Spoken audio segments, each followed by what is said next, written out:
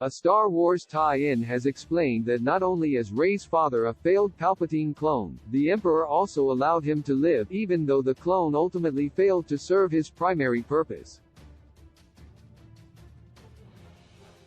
Introduced in Star Wars: The Rise of Skywalker, Rey's father being a clone of Emperor Palpatine puts into focus the ethical implications of cloning being a common technology in the Star Wars universe, which is further explored in Obi-Wan Kenobi through the post-war experiences of Clone Wars veterans.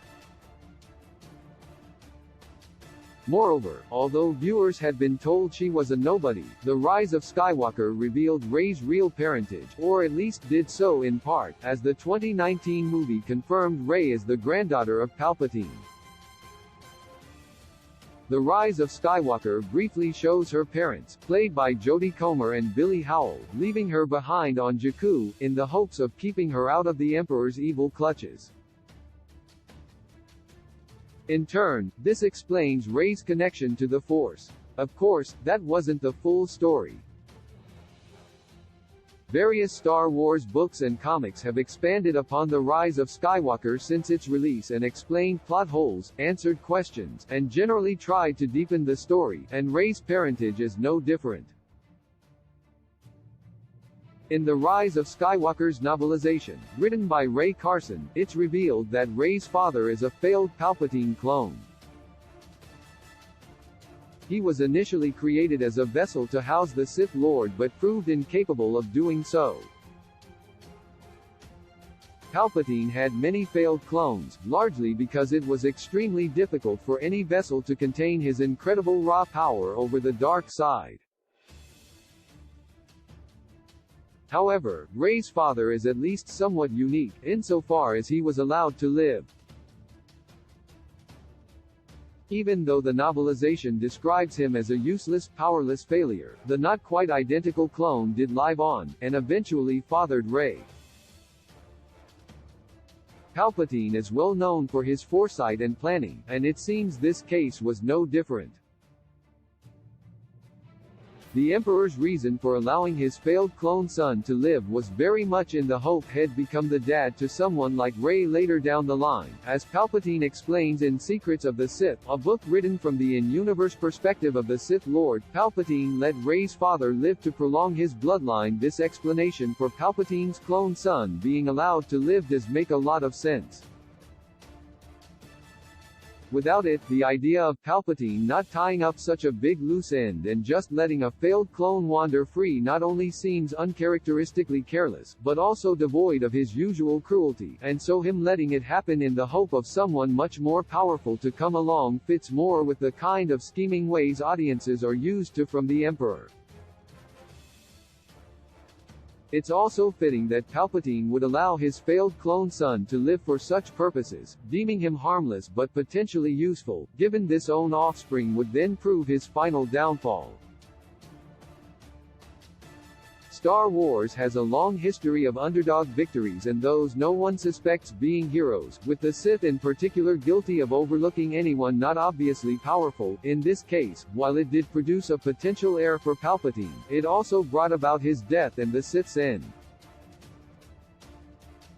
As it stands, little else has been revealed about Rey's parents, but there is a large part of their timeline that's unknown prior to what's shown in Star Wars: The Rise of Skywalker.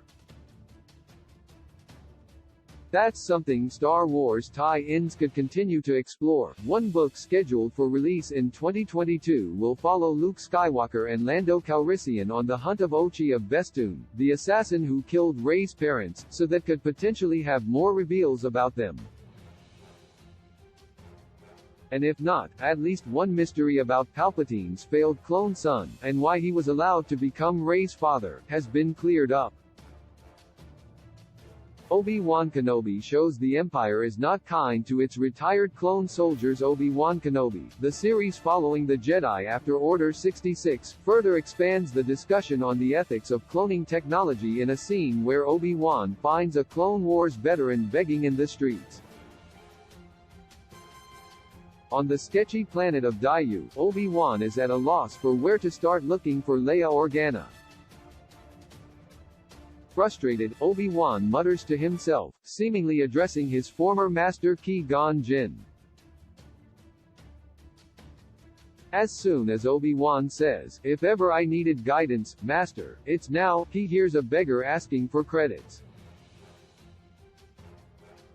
In one of the darker Obi-Wan Kenobi Easter eggs, the beggar is revealed to be a former clone trooper, asking strangers for credits on the dangerous streets of Daiyu, abandoned and forgotten by the Empire he once served with his life.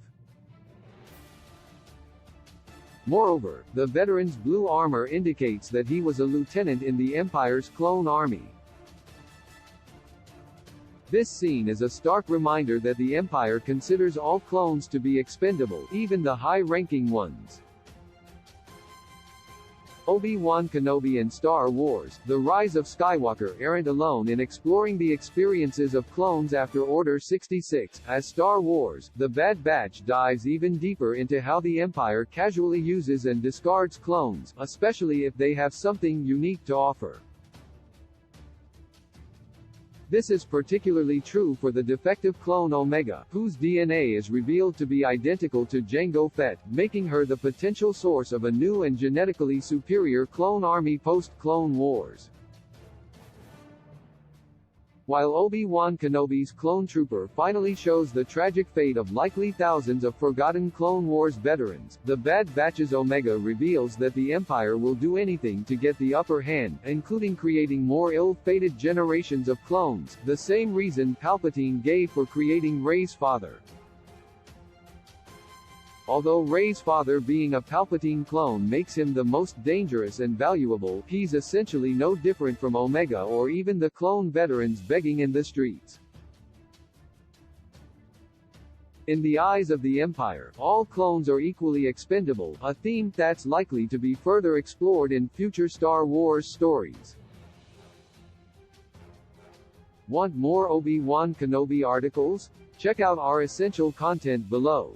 Obi-Wan Kenobi Cast Guide. Every new returning Star Wars character. Obi-Wan Kenobi Episode 3 Easter eggs. Star Wars references explained. Obi-Wan Kenobi Episode 3 Ending. Final fight explained. Obi-Wan Kenobi Episode 2's veteran cameo explained. Who voices Darth Vader in Obi-Wan Kenobi? Why Obi-Wan Kenobi is so weak in his Star Wars show. Why Obi-Wan can't talk to Qui-Gon Jinn's Force Ghost. Did that Obi-Wan Kenobi character really just die? Every Jedi alive during Obi-Wan Kenobi's timeline. How many episodes are in Obi-Wan Kenobi? When is the finale? Key release dates. Rogue Squadron release date, the 22nd of December 2023.